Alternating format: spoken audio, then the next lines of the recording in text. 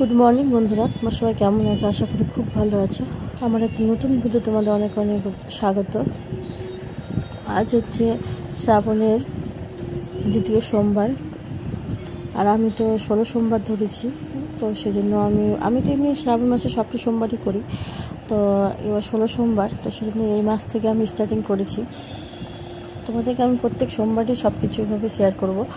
তো দেখো, আজকে না পুজো করতে ঘুম থেকেও স্কুল যায়নি, তো ছেলে স্কুল চলে গেলে না তাড়াতাড়ি হয়ে যায়, 8টার মধ্যে পুজো টুজো হয়ে যায়। বৃষ্টি পড়ছিল, যেতে পারিনি। তাই দেখো আজকে পুজো টুজো করতে খুব দেরি হয়ে গেছে। ছেলে গেছে চুল কাটতে, ছেলে স্কুল যায়নি, ছেলে গেছে চুল কাটতে। আর দেখো আমি আজকে ঠাকুর ঘর থেকে আজকে আমার ব্লগ শুরু করেছি। তো আশা করি খুব ভালো লাগবে আমার ঠাকুর দর্শন দিয়ে। আমার তো ভাই ভীষণ প্রিয়, কেন আমি যাকে বসিয়েছি সে কিন্তু আমার বাড়ির মালিক। সে না চাইলে কিছুই হয় না, আবার সে যদি চায় তাহলে সব কিছুই হয়। তো যাই হোক, তো দেখো এখন ঠাকুর স্নান করালাম। প্রত্যেক দিন ঠাকুরকে নামিয়ে, পিতলের ঠাকুর তো ওভাবে নামিয়ে আমার প্রত্যেক দিন স্নান করানোটা আমার সম্ভব হয় না। তো আমি বৃহস্পতিবার করেই করাই, একাদশী বৃহস্পতিবার এগুলো দিয়ে করাই। আর প্রতিদিন এইভাবে আমি মুছে নিই। অ্যাকচুয়ালি ঠাকুরের যেরকম মানুষ করে তেমন ঠাকুরকেও ওরকম করতে হয়। তো তাই আমি নিজে যেটা মনে করি সেটাই তোমাদের সাথে আমি শেয়ার করছি। আমি মনে করি ওদেরকে যেমনভাবে আমি রাখবো ওরা তেমনইভাবেই বাংলাদেশে থাকবে। তো যাই হোক, ঠাকুর মূর্তিটা সব কমপ্লিট হলো। চন্দন বেটে ফুল টুলগুলো গুছিয়ে নিচ্ছি। ফুলগুলো সব এখন ঠাকুরের চরণে দিচ্ছি। আর আজকে তো সোমবার, বাড়ির শিব পুজো করতে প্রচুর টাইম লাগে, প্রচুর। আমার পুজো করতে অনেক সময় লাগে। আমি ওই তাড়াতাড়ি জলদি ঠাকুরকে যেমন তেমন করে খেতে দিয়ে এরকম করে আমার ওরকম ওটা হয় না, কেন জানি না, আমার কাছে তো হয় না বুঝতে।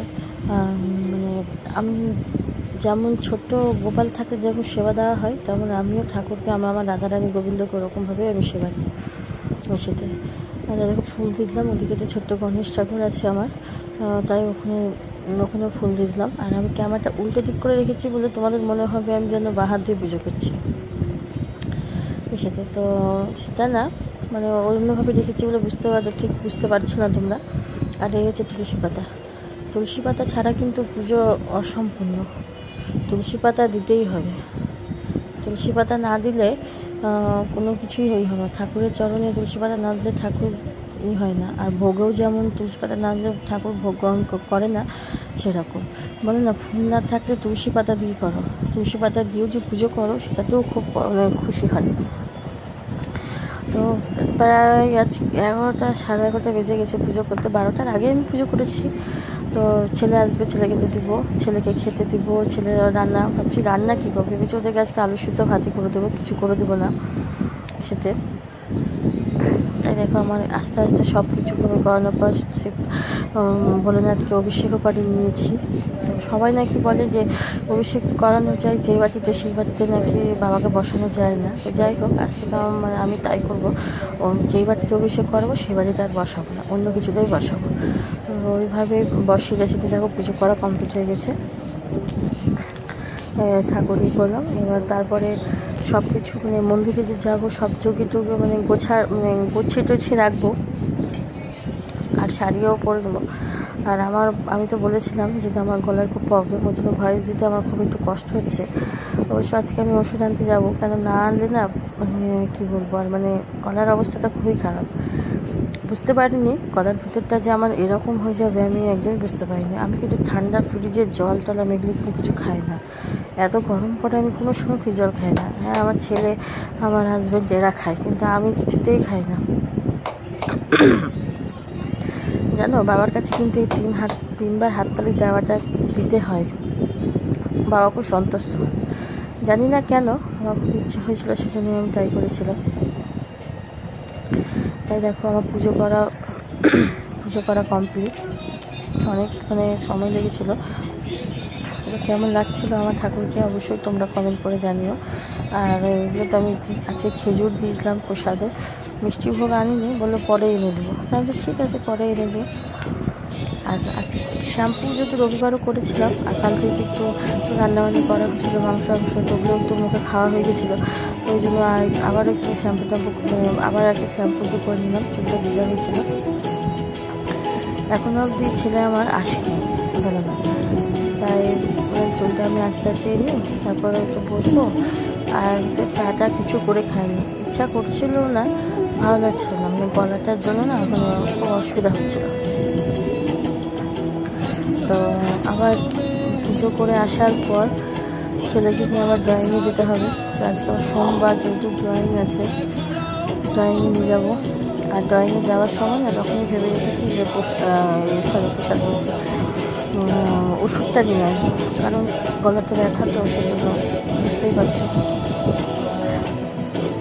আর তোমরা দেখতে পাবে আমি কোথায় মন্দিরে গেছিলাম, পুজো করেছি, যে শাড়িটা বের করে রেখেছিলাম ওই শাড়িটাও পরে যাব। তো তোমরা সবই দেখতে থাকো, ভালো লাগবে। ভালো লাগলে অবশ্যই একটা লাইক করে দিও, আমার চ্যানেলটাকে সাবস্ক্রাইব করে দিও। দেখতে থাকো ভিডিওটা, খুব ভালো লাগবে। ठोकरें खा के गिरना मेरा काम है, और मुझे हर कदम पर उठाना तेरा काम है। तेरे मंदिर में जाना मेरा काम है, और मेरी बिगड़ी बनाना तेरा काम है। चारों धामों से प्रिय ब्रजधाम है,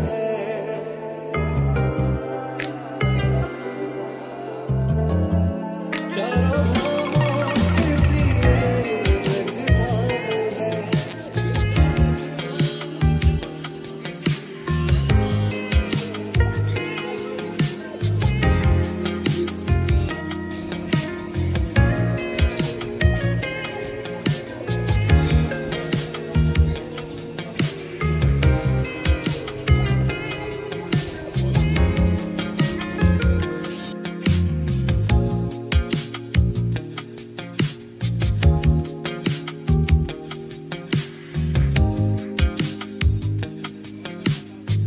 আগা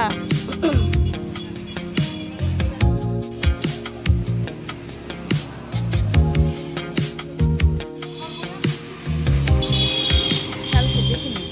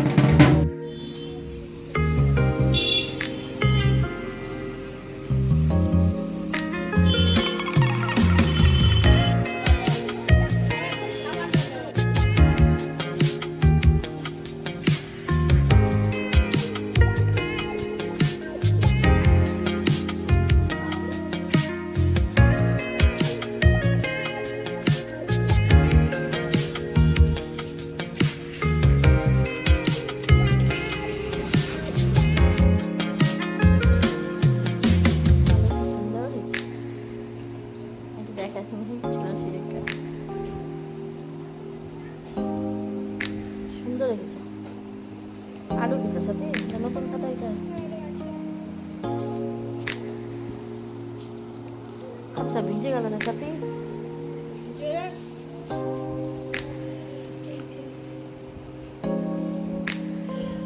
তুমি তো ড্রয়িং এর সাথে নাম দিতে পারো, বেশ সুন্দর। ড্রয়িং করে নিয়ে আসছি এখন ছেলেকে নিয়ে। দেখো রাস্তা দেখি বৃষ্টি পড়ছে না, যখন বেরিয়েছি তখনই দেখছি যে বৃষ্টি পড়ছে। কী করবো, এখন থামলে হবে না। যখন রাস্তা আসছিলাম তখন অল্প অল্প, যখন বেশি মানে এবার রাস্তায় তখন খুব জোরে জোরে পড়ছে। তো যাই হোক চলে এসেছি বাড়িতে, এখন ছেলেকে খেতে দিয়েছি। আর আমারও না খুব খিদে পেয়েছে, কোনো উপোস করে আছে তো ভাবছি একটু গুলা রুটি বানিয়ে নিই। আর এই যে ওষুধ নিয়েছিলাম কিনে, দেখো এত বড় বড় ওষুধ দিয়েছে, মানে কী বলবো, গলাতে ইনফেকশন হয়েছে, ওই জন্য আমার অসুবিধা হচ্ছিলো। মানে অসুবিধা মানে ভালো অসুবিধা হচ্ছে, জানো না, মানে আজকে যদি ডাক্তার না দেখাতাম, মানে ওষুধটা খেতে বলেছে তারপরে মানে দেখবে। আর এই জায়গাটাতে না খুব ব্যথা করছে, জানো না। তো যাই হোক এখন এই যেগুলো রুটি বানাচ্ছি, দুটো খেয়ে খাবো। আর তোমার দাদাভাই যদি খায় তো ওর জন্য দুটো বানিয়ে রাখবো। আর ছেলে তো খাচ্ছে দেখলে, তো ওকেও দু একটা দিয়ে দেবো।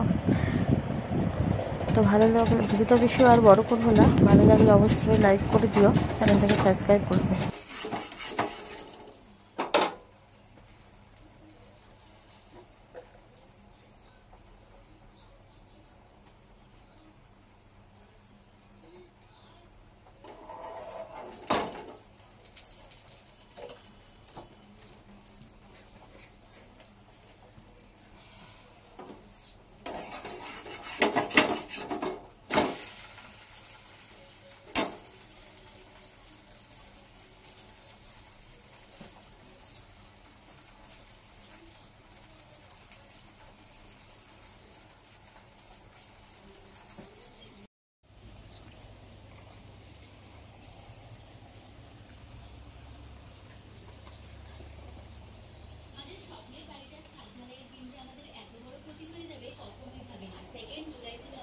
ছাদ ঢালাই শোষণ